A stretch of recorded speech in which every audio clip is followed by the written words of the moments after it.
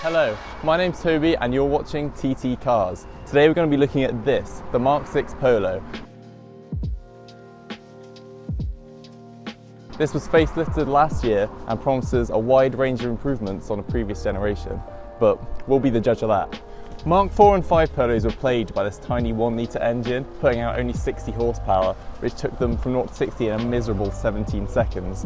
But I am pleased to report that this car, although fitted with the same 1-litre engine, now puts out just under 95 horsepower, taking it from 0 to 60 in only 10 seconds. However, it is possible to still buy this car with only 80 horsepower, which, although is £1,000 cheaper, probably just means you don't really have any joy in your life. This 94 horsepower variant will get an impressive 50 miles to the gallon, but that's not quite as much as the mighty Ford Fiesta EcoBoost, which promises up to 54.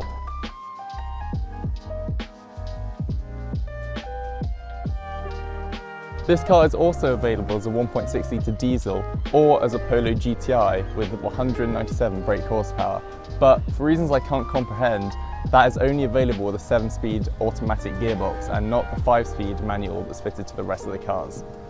Okay, now let's see how this 1-litre engine sounds.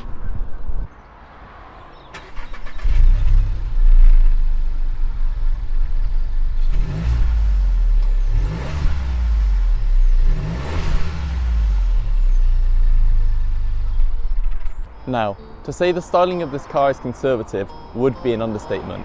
It looks like the type of car that would snitch on people for eating at the back of the classroom.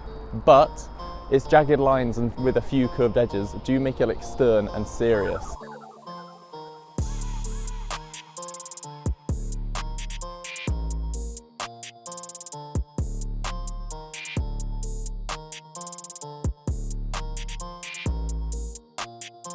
Okay, now this is the most basic spec car, the Life, but it does come with these nice 15-inch alloy rims as standard.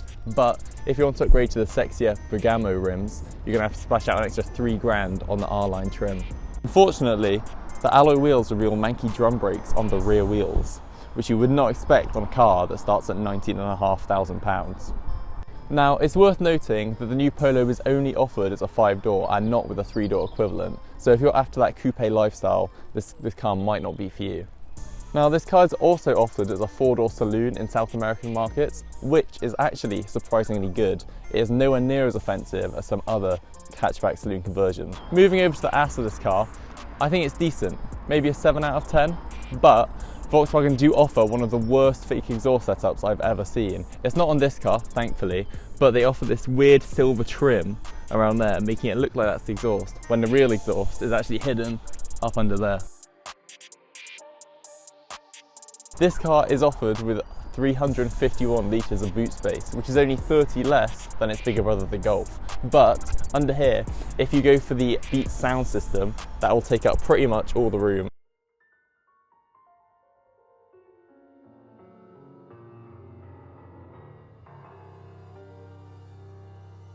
Okay, so moving inside, overall it is very nice in here. There's a few differences between this one and the pre-facelift models, most notably this nice little new Volkswagen logo on the steering wheel. The entry-level cars are fitted with actual climate control knobs, but for some reason Volkswagen decided to fit the more expensive cars with these weird touch-sensitive slidey things, but I certainly know which ones I prefer. It's also offered with 3 different sizes of infotainment screen. But for some reason they decided to integrate these knobs into the UI, which doesn't really make much sense when you've got such a big screen.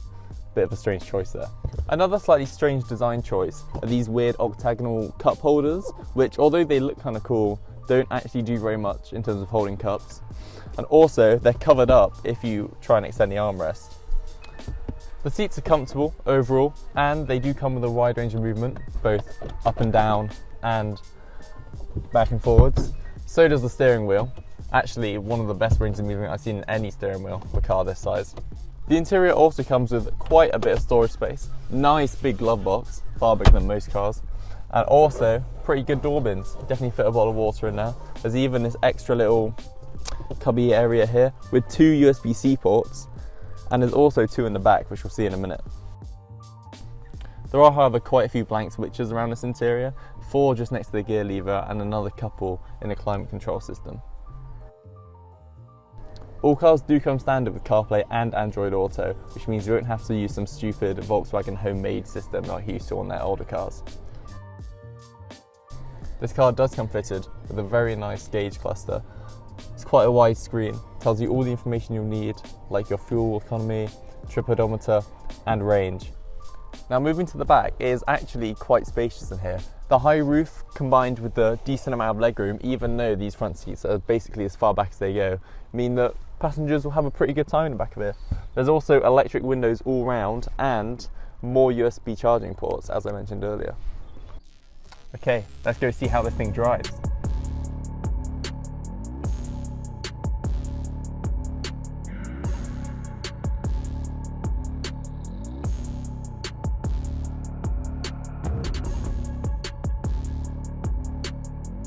So now driving the Polo. It seems pretty nice on first impression. The clutch isn't too sensitive, it's pretty forgiving, much like a lot of other cars in this kind of price range. It does have a bit of pull to it, to be fair, like 94 horsepower in a car that weighs only just over a ton really is certainly enough to do the business. These seats are a little bit billowy though, like you could find yourself slipping out of them if you go around tight roundabout fast or something like that. 1 litre raw. The engine sounds pretty good from in here, I'm not going to lie. It sounds a lot better than the Fiesta engine does, even though that engine is probably better on paper. The shifting action is also pretty smooth. All the gears, no trouble at all. A lot of smaller cars have issues with first gear and reverse, but this doesn't have anything like that. One thing to note is that it's got lane keep assist, which if you're not aware of it, can be a bit jarring at first, because if you just stray slightly out the middle of the lane, it can kind of fight you back into the middle. So watch out for that.